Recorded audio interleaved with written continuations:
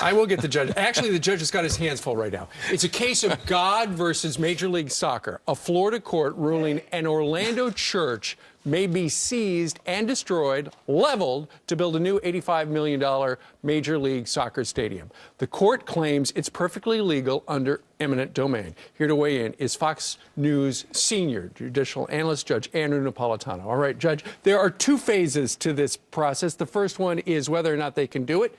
This judge down there said, yes, they can. Now all they got to do is figure out how much it's going to cost them. Well, it's actually, for the people that worship at this church, even worse, because if the church and the city cannot agree on what the value of the church is, right, the city still gets the property and still can demolish the church, and then a judge and jury will decide later, probably after the stadium is built, what the value of the church is. I must tell you that in the years that I've been studying the Constitution and teaching it and lecturing on it and doing my best to explain it, I have never seen this conflict. The right to free expression of religion. Sure. Versus the right of the state to condemn real estate and then sell it to somebody else. The state doesn't even own this, stadium. Because this right of free expression of religion is not only a natural right that we all have, it's expressly guaranteed in the Constitution.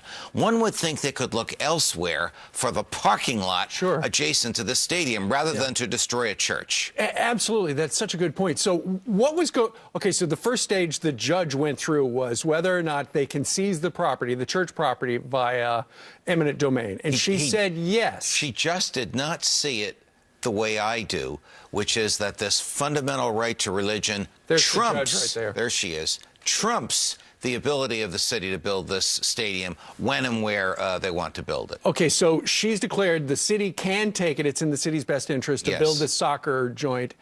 So now what they've got to do is they've got to figure out a fair price. The city has offered $1.5 million for that property. And the church elders say it'll cost them $35 million to relocate and rebuild. Guess what? In the interim, while that soccer stadium is being built, while Kilmeade and his buddies are enjoying that great game of soccer, these people will be without a church because of the government. Now think of this.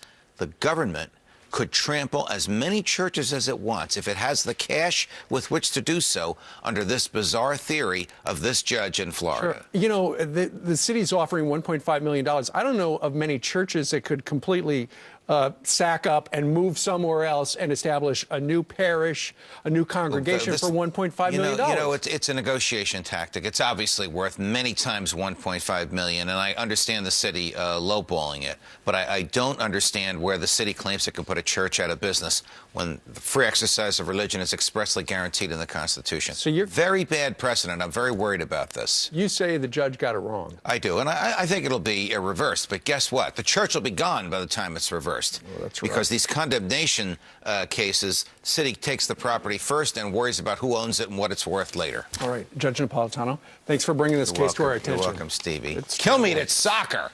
Yeah, it is soccer. Is it worth it? He's gone. Where is he? Email us about that. Do you think it's appropriate what the city is doing down there to tear down the church for a soccer stadium?